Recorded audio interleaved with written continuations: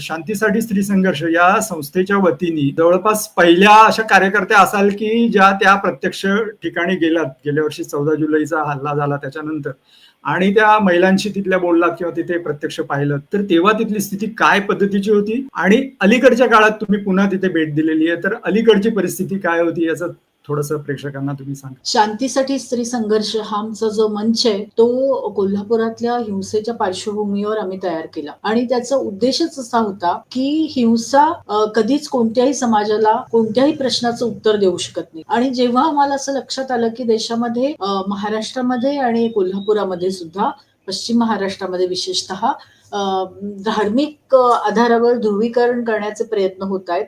आमच्या असं लक्षात आलं की समाजांमध्ये ही जी शेकडो वर्षाची एक सहिष्णुतेची सहअस्तित्वाची एकमेकांच्या संस्कृतीचा आदर करून एकमेकांच्या मध्ये समरस होण्याची ही जी प्रक्रिया होती त्या प्रक्रियेला खीळ घालण्याचे जाणीवपूर्वक प्रयत्न होत आहेत.